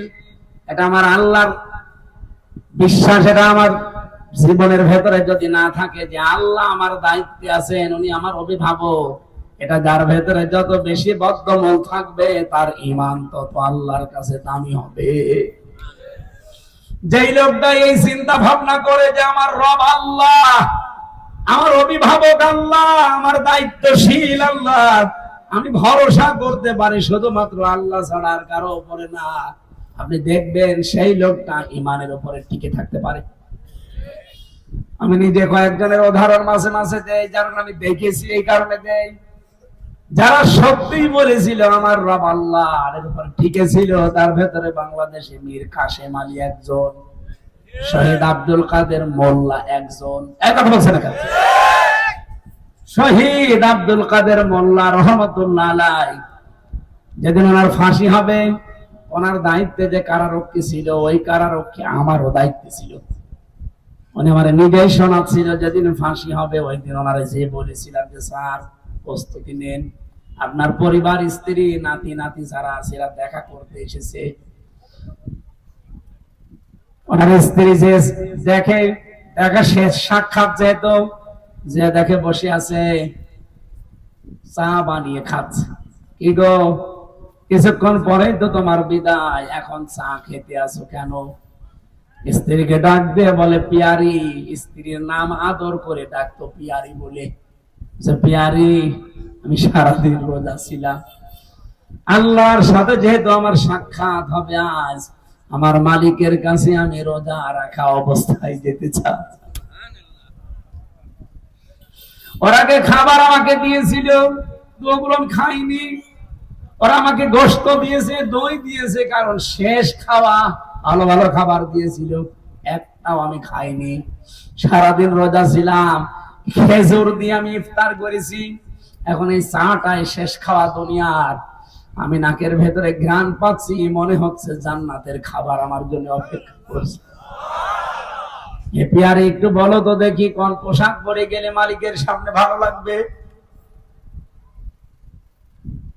কারারক্ষের কাছে শোনার পরে আমি ওই দিন ভেবেছিলাম যে যার মাত্র কয়েক ঘন্টা বাকি আছে জীবন চলে যেতে, এই লোকটা স্ত্রীর কাছ থেকে বিদায় নেওয়ার সময় কি বলে বিদায় নিচ্ছে, যে কোন পোশাক পরে গেলে মালিকের কাছে দেখতে ভালো লাগবে? পিয়ারে তুমি বলো। রব বলে যদি সত্যি আপনি এখনো পর্যন্ত শহীদ আব্দুল কাদের মোল্লার মতো টিকে থাকতে পারেন,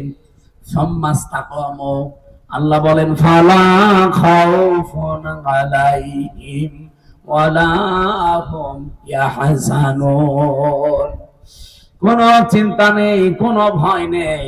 ফেরেশতারা সর্বশেষ এসে আপনাকে এই কথা শোনাবে। কিসের ভয় করেন, কিসের চিন্তা করেন? কোনো ভয় করবেন না, কোনো চিন্তা করবেন না। যাদের নিয়ে আপনার চিন্তা হয়, যাদের নিয়ে ভয় হয়, এগুলোর সব দায়িত্ব আল্লাহ নিজের হাতে তুলে নিয়েছে। 5 নম্বরে রবের অর্থ পেয়েছি আমি প্রতিপালক, লালন পালনকারী। এটা 5টা অর্থ বলেছি, আপনি বাস্তব জীবনে মিলিয়ে দেখেন তো কয়টা মানতে পারেন? একটা আমাদের জীবনে মেনে চলা সম্ভব হচ্ছে না। সম্ভব হচ্ছে না, এই কারণে তো আমরা তো চিল্লাই। এই মানুষটা 50 বছর চিল্লাচ্ছে একটা কারণে, গলা পর্যন্ত নষ্ট হয়ে গেছে। আমি আজ 8-9 বছর চিল্লাচ্ছি একটাই কারণে, কারণ আমরা দেখতে পাচ্ছি 54 বছরে রব মানে আল্লাহ, এটা বলে টিকে থাকার মতো পরিবেশে বাংলাদেশে এখনো হয়নি। আমি জেলে যাওয়ার আগে একবার একটা ফতোয়া দিয়েছিলাম, আমার কুষ্টিয়া হালসাবাড়ি জেনার ফতোয়া। এক মহিলা তার পেটে সন্তান নিয়ে এসে এক বাড়িতে এসে বলছে এটার বাবা এ। লোকজন বলছে এর বাবা এ মানে তোমার স্বামী থাকে বিদেশে, স্বামীরে বাদ দিয়ে এরে বলছো তোমার বাবা এ, তোমার সন্তানের একটা কথা হইলো, তার মানে এটা অবৈধ সন্তান। এক কথা বলছে না কেন? শেষ পর্যন্ত আমার কাছে এসেছে, বলে ফতোয়া দেন তো। দিলাম। কোরআন হাদিসের যা আছে জেনার বিচার, যে বিবাহিতা যদি হয় তাহলে তাদেরকে মাটির ভেতরে গেড়ে দিয়ে পাথর বা ইট মেরে তাদেরকে সঙ্গে সার করা লাগবে। এ বিধান কার? এখন এই বিধানের কথা বলা পর্যন্ত শেষ। আজকে যিনি আলোচনা করলেন উনিও মুফতি, আমিও সার্টিফিকেটধারী মুফতি, যদি ফতোয়া দিয়ে দেই। এখন যদি গ্রামবাসী, এলাকাবাসী, মডল মাতুব্বার সব মিলে কার্যকর করে ফেলে, সঙ্গে স্যার ওই মহিলার না, সঙ্গে স্যার আমারে করবে। ফতোয়া পর্যন্ত শেষ। কার্যকর করতে গেলে কোন কারণে? ওই মহিলা যদি ওই সঙ্গে স্যার করে, বলেন তো সঙ্গে সঙ্গে পুলিশ এসে আমারে ধরে সঙ্গে স্যার করবে না? আমি শুধু ফতোয়া পর্যন্ত শেষ, কিন্তু কার্যকর করার ক্ষমতা আমার কোন আছে? আমার পেছনে কোনো ব্যাকআপ আছে, কোন শক্তি আছে? আমরা তো এইটার জন্য ইসলামের কথা বলছি। আর যদি আমরা সেই 54 বছর আগে ইসলামের হাতে দেশটা তুলে দিতে পারতাম, আল্লাহর কসম এই দেশে আসিয়ার মতো মেয়ে ধর্ষিতা হতো না। যতই ঠিক বলেন না বলেন, কিয়ামত পর্যন্ত এই দেশে রব বলে টিকে থাকা সম্ভব হবে না। আপনাকে শহীদ আব্দুল কাদের মোল্লার মতো বিনা অপরাধে জীবন দেওয়া লাগতে পারে, শহীদ মীর কাসেম আলীর মতো, শহীদ মতিয়ার রহমান নিজামের মতো, মাওলানা দেলাওয়ার হোসেন সাইদি রহমতুল্লাহ আলাইহির মতো বিনা কারণে আপনাকেও জীবন দেওয়া লাগতে পারে। আপনি টিকে থাকতে পারবেন না। এই টিকে থাকার জন্য এই পরিবেশগুলো দরকার। এমন একটা বাংলাদেশ আমরা বানাতে চাচ্ছি, যে বাংলাদেশে আপনি টিকে থাকতে পারবেন। রব্বুন আল্লাহ বলার পর রব্বুল আলামিন এখানে গ্যারান্টি দিয়েছেন শব্দের প্রথমেই, ইন্নাল্লাযীনা ক্বালু রব্বুনা আল্লাহ সুম্মা ইসতাকামু। এই পৃথিবীতে যে মানুষগুলো বলতে পারে আমার রব আল্লাহ, আর এর উপরে টিকে থাকতে পারেন। এবার একটা নতুন কথা বলছি, আলেমরা খেয়াল করবেন। এই দুনিয়াতে তিনটা কারণে যদি কেউ একটা কষ্ট সহ্য করে, মাস্ট বি দুনিয়াতে তাকে আমার আল্লাহ কমপক্ষে 70টা সুখের মুখ দেখাবেই। কয়টা কারণে? আরো জোরে বলেন।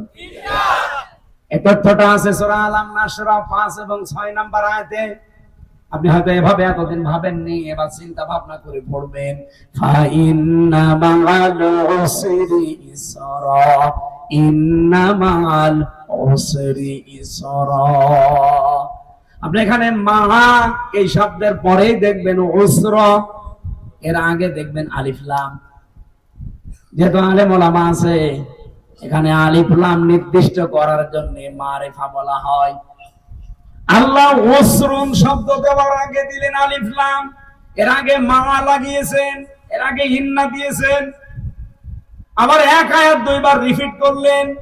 অবশ্যই কষ্টের পরে সুখ, সুখ বলতে গিয়ে আল্লাহ মারিফা করেন নাই, এটা নাকিরা অনির্দিষ্ট। তাফসীরে মুফাসসিরিন ইকরাম আপনি দেখবেন ফি জিলালিল কোরআন এটা বেশি পাবেন। সাইয়্যিদ কুতুব লিখেছেন ব্যাখ্যায়, টিকার ভেতরে আছে। আমি এর আগে এভাবে ভাবি নাই, আমি এর আগে বারবার পড়েছিলাম, কিন্তু এবার দেখি না নতুন একটা বিষয় আল্লাহ আমারে জানাতে চাই।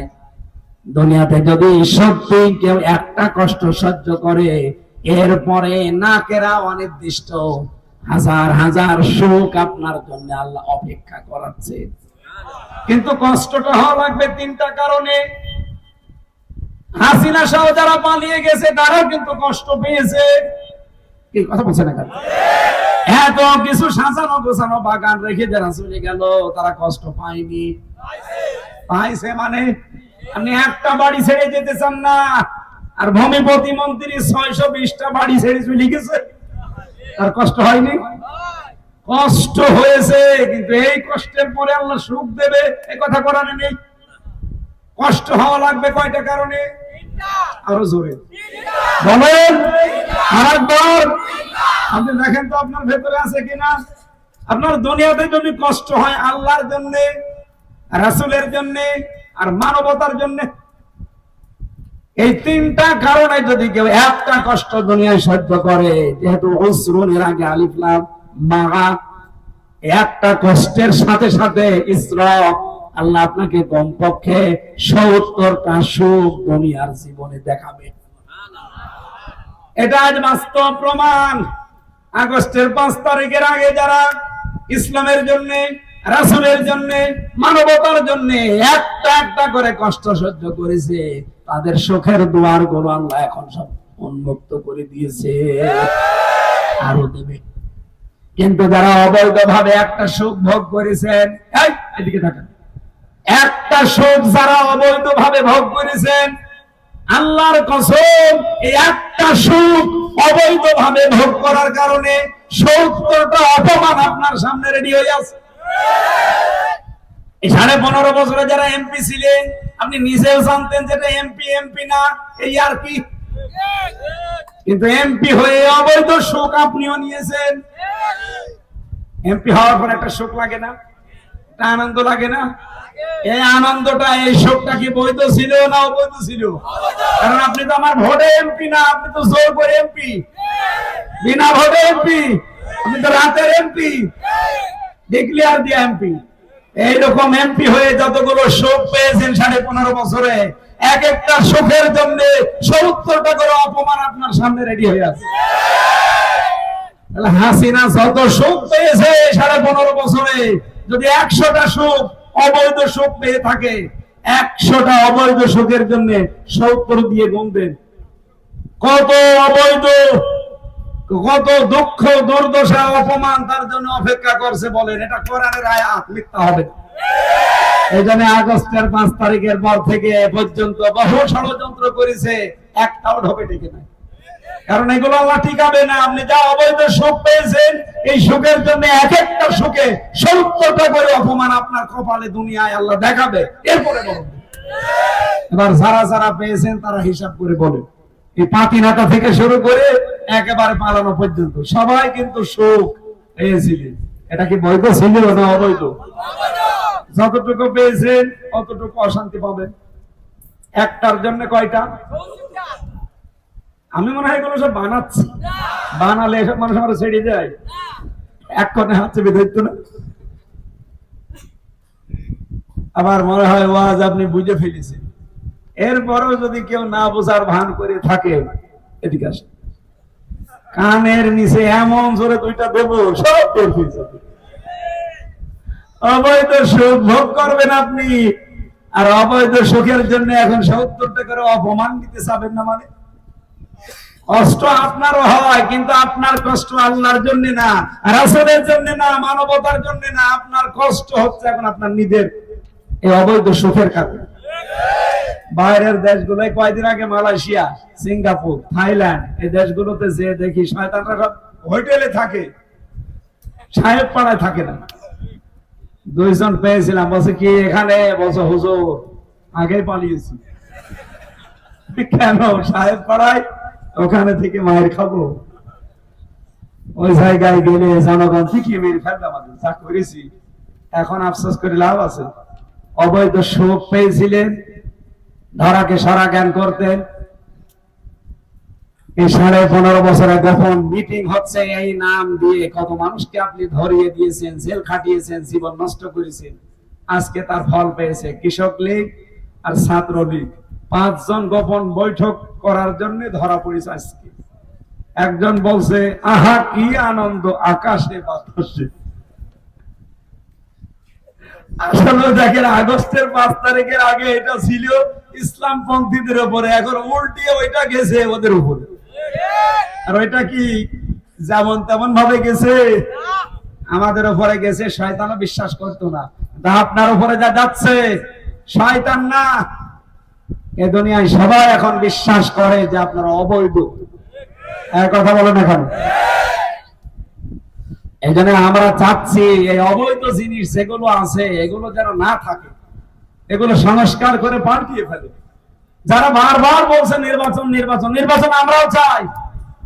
বাংলাদেশে জামাত ইসলামীর যত এমপি দাঁড়ানোর কথা, কেউ যদি পাশ না করে, কুমিল্লার 14 গ্রামের ডাক্তার আব্দুল্লাহ মোহাম্মদ তাহের পাশ করবে, আমি লিখে দিতে পারি। যত মানুষই ওখানে দাঁড়াক না কেন, উনি 100টার কমপক্ষে 70টা ভোট। এত জনপ্রিয় লোক ওই জায়গায়। আমার সবচাইতে বেশি মাহফিল কুমিল্লায়। সেই লোকটা এই 7.5 মাস 8 মাস চলছে। বলেন তো একজনকে বলেছে যে আমাদের তাড়াতাড়ি নির্বাচন দেন? বলে না কেন? বলে না এই জন্য যে আমি শুধু নিজে এমপি হয়ে পাশ করে না, আমি চাই যে সংস্কার হোক। কারণ এই মানুষগুলো যারা বসে আছে, এই 1628 জন, এরাই জালেমদের দোষর ছিল। এরাই দিনের ভোট রাতে করে দেখিয়েছে। এরা 154 জন ডিক্লিয়ার দিয়েছে। কথা বলে না, এরা যদি আমারও থাকে, আর আছেও তো তাই, শুধু পাল্টিয়েছে জায়গাটা। কুষ্টিয়া থেকে ডিসি পাল্টিয়ে রংপুরে, রংপুর থেকে পাল্টিয়ে গাইবান্ধায়, এই চলছে।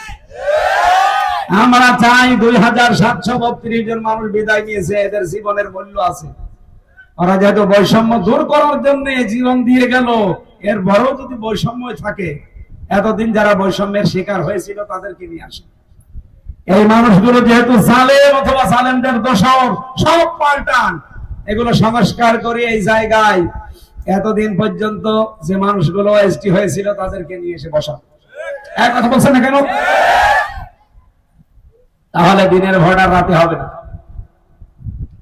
আমার ভাইরা, যে কথাটা তুলেছিলাম, বিশ্ব নবীর একটা হাদিস আয়াতের তাফসীরে আমি পড়তে গিয়ে পেয়েছি। নাকি শেষ করে দেব?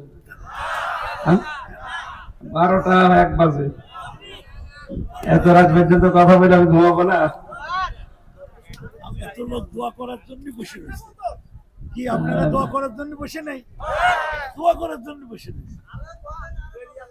এই কোনো কিছু হাতে দিও না। স্লিপ। সুবহানাল্লাহ, আলহামদুলিল্লাহ, লা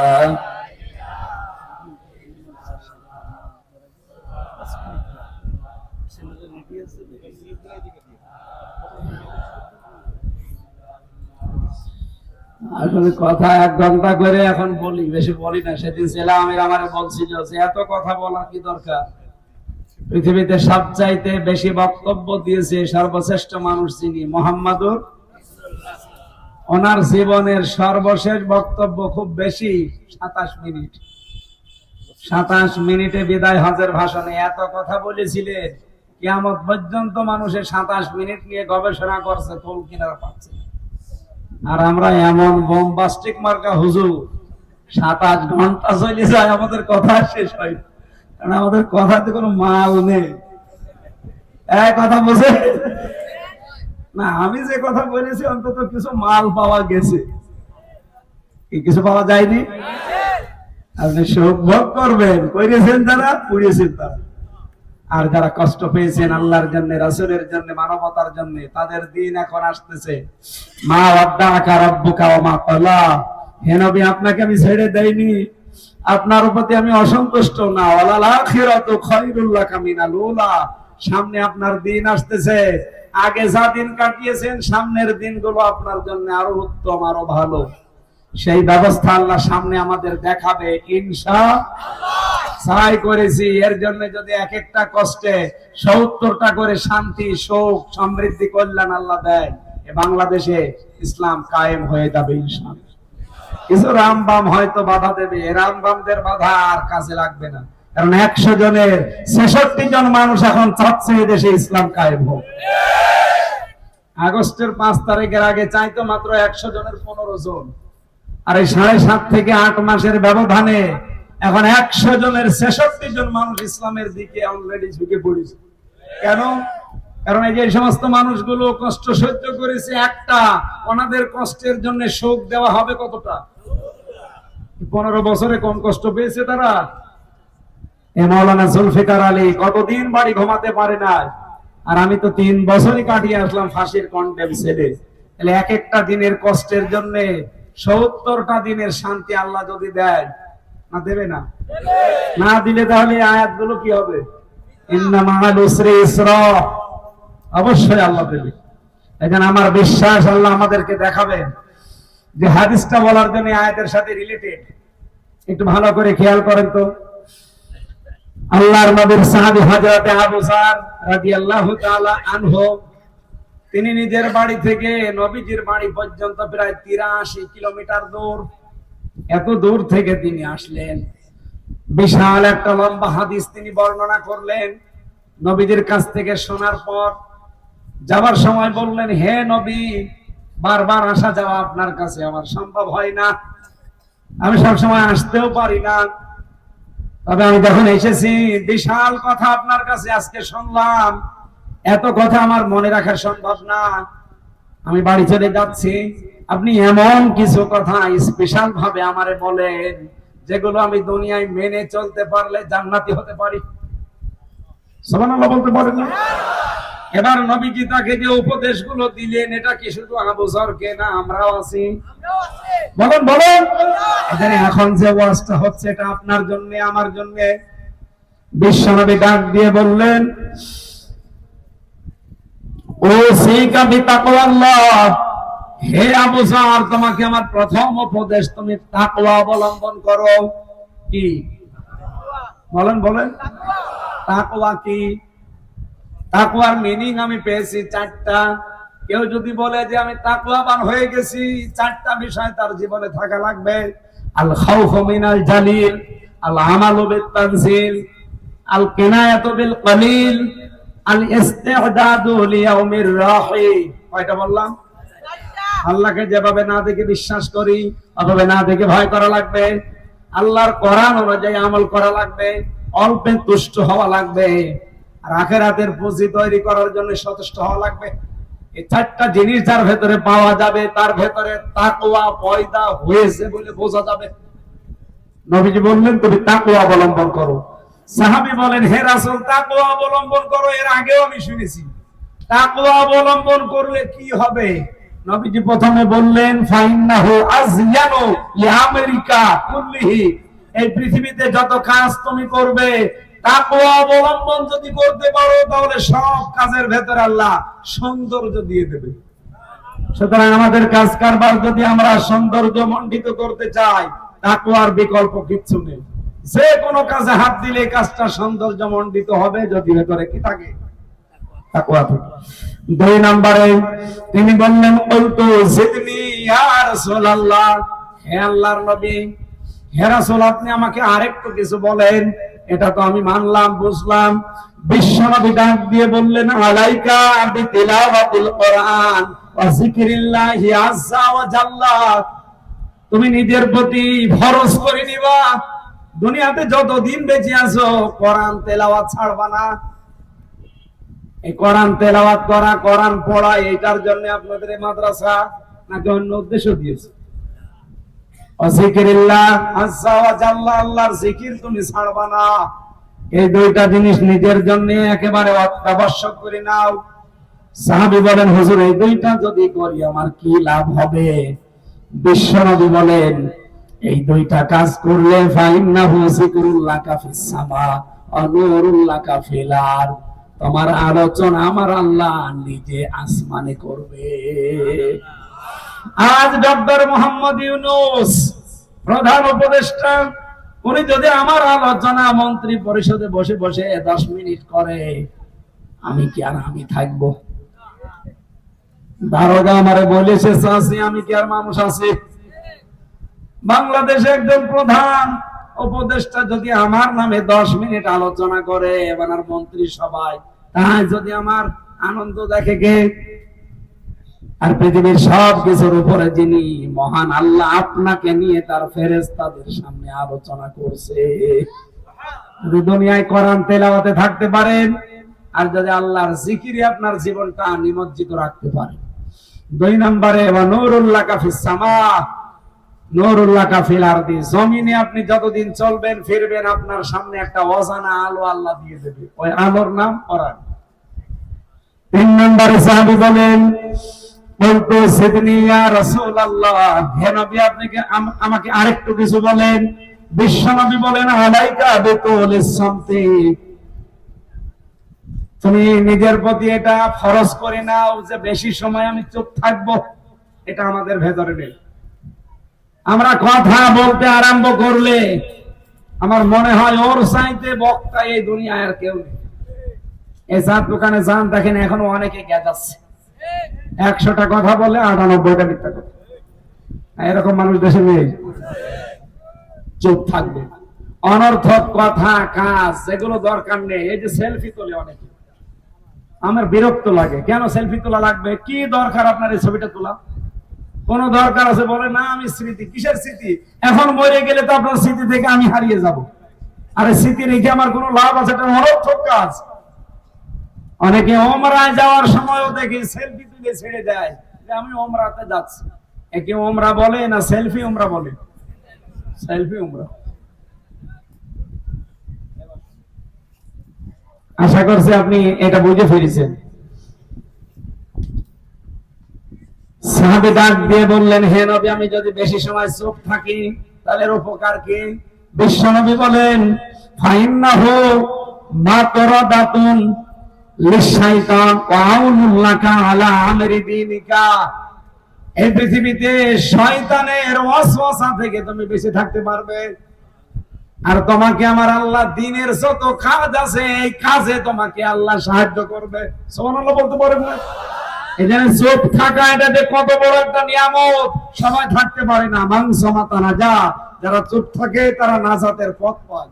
আমরা আজকে থেকে আমলটা করতে পারবো না ইনশাআল্লাহ। 4 নম্বরে সাহাবী বলেন, হে নবী জিদনি, বলতো জিদনি ইয়া রাসূলুল্লাহ, নবী আপনি আমাকে আরেকটু কিছু বলেন। বিশ্ব নবী বলেন, ইয়াকা ওয়াদহাকা, তুমি হাসবা কম, হাসির ব্যাপারে কন্ট্রোল থাকবা। বাংলাদেশ, ভারত আর পাকিস্তানে আমি দেখলাম এই 3টা দেশে ডাক্তারদের নামে একটা মিথ্যা কথা ছড়ানো আছে। ডাক্তারদের নামে একটা মিথ্যা কথা ছড়ানো, কি বলে? হাসলে হার্ট ভালো থাকে। কে বলেছে আপনাকে? কোরআন বলছে ফালিয়াদহাকু কালিলা ওয়া লাবকু কাসীরা, বেশি বেশি করে কান্না করো, কম কম করে হাসো। আর কোন ডাক্তারের নাম নিয়ে আপনি মিথ্যা তথ্য ছড়িয়ে দিয়েছেন যে বেশি হাসো হার্ট ভালো থাকবে? আপনার হার্ট কি হবে পরের শব্দে আছে। সাহাবী বলেন, হুজুর আমি যদি কম কম হাসি তাহলে আমার কি হবে, আর বেশি বেশি হাসলে কি হবে? বিশ্বনবী পরিচয় দিলেন, ফাইন্নাহু ইয়ামিতুল কলবা, বেশি হাসলে তোমার কলব মরে যাবে। আর আমরা বলছি কলব জিন্দা হবে। দুই নম্বরে ওয়ায়াযহাবু বিনুরিল ওয়াজহি, চেহারার উজ্জ্বলতা আল্লাহ নষ্ট করে দেবে। আশা করছি আপনি কথা বুঝেছেন।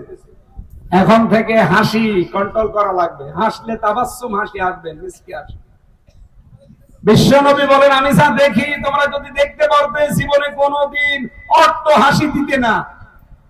যারা দেয় ওগুলো দুনিয়াদের কথা বাদ দিলাম, আমরা অন্তত যারা আখিরাতে বিশ্বাসী তাদের এই আমলটা করা দরকার না? এরপরে সাহাবী বলেন, বলতো যেদিন আপনি আমাকে আরেকটু কিছু বলেন, নবীজি বললেন, ওয়ালিল হাক্কা ওয়া ইন কানা মুররান, হক কথা বলবা, সব সময় সত্য কথা বলবা, যদিও এটা তিতা লাগে। এটা আছে এখন আর বাংলাদেশে এটার আমল নষ্ট হয়ে যাচ্ছে। যদিও শুরু হয়েছিল আগস্টের 5 তারিখের পরে, কিন্তু এখন আবার আস্তে আস্তে বিলীন হয়ে যাচ্ছে। সাহাবী বলেন, হুজুর আমি যদি এই আমলটা করি কি পাবো? নবীজি বলেন, এই আমলের ব্যাপারে যে কথাগুলো আছে এই হাদিসে নেই, এর পরের হাদিসে আছে। কেউ যদি হক কথা সর্বদা বলতে থাকে, তামাম পৃথিবীর সৃষ্টির ভেতরে আমার আল্লাহ তার প্রতি একটা অজানা ভয় তৈরি করে দেয়। যারা হক কথা বলে, হকের উপরে টিকে থাকে, এমনি তাদের নিয়ে বাতিল যারা এমনকি অন্যান্য সৃষ্টিও ভয়ে ভয়ে থাকে। আপনি দেখেন হযরত ওমর হক কথা বলতেন, তামাম দুনিয়ার কাফেররা ওমরকে দেখেনি, নাম শুনলে ভয় পায়। কথা বলেন না কেন? সাহাবী বলেন, বলতো সেদিন হে রাসূল আপনি আমাকে আরেকটু কিছু বলেন। নবীজি বললেন, ওয়ালা লা তাখাফ ফিল্লাহি লাওমাতা লাইম, আল্লাহর পথে চলতে গিয়ে, দ্বীনের কাজ করতে গিয়ে কোনদিন কোন তিরস্কারকারীর তিরস্কার কানেই নিবা না। এখন সেই সময় আসে নাই? বলেন বলেন। সাহাবী বলেন, হে রাসূল বলতো সেদিন আর একটা কথা আমারে বলেন, আমি বাড়ি চলে যাব। নবীজি এই কথাটা বলার জন্য আমি হাদিসটা পড়লাম। বিশ্ব নবী আবার বললেন, লিয়াহযুজকা আনিন নাস মা তাআলামু মিন নাফসিকা। মিশকাত শরীফে আছে, বিশ্ব নবী বলেন, যখন কারো বিরুদ্ধে কোনো কথা রটা দোর মতো মন তোমার তৈরি হবে যে এর বিরুদ্ধে কিছু বলি, সঙ্গে সঙ্গে যেন এই চিন্তা তোমার ভেতরে আসে যে যার বিরুদ্ধে কথা আমি বলবো এ দোষ তো আমার নিজের ভেতরে আছে। কি আর যারা গিবত করেন চার দোকানে বসে বসে সমানে আল্লাহর রাস্তায় চালান আন্দাজে একজনের নাম নিয়ে আনন্দ পান, আমিও জানি। একটাবার একজনের যদি চিন্তা করতেন যে দোষ আমি তার উপরে দেই, তার যে দোষের কথা মানুষের কাছে বলে তারে কালার করি, এই দোষ তো ওর চাইতে আমার ভেতরে বেশি। কথা বলেন। যখন এরকম কিছু মনে আসবে তখন নিজেকে কন্ট্রোল করবা, এই বলে সাহাবী বললেন, হুজুর আমি এবার বাড়ি যাই। বিশ্ব নবী বললেন, যাও, গ্যারান্টি দিয়ে দিলাম যদি এই 7টা কথা মানতে পারো আমি নবী বলছি তুমি জান্নাত। এটাকে সাহাবী আবু যরকেই শুধু নাকি আমরাও আছি? আমরা যেন 7টা কথা আজকে পুঙ্খানুপুঙ্খানুভাবে মানতে পারি, আমাকে সহ প্রত্যেককে আল্লাহ তৌফিক দেন, বলেন আমিন।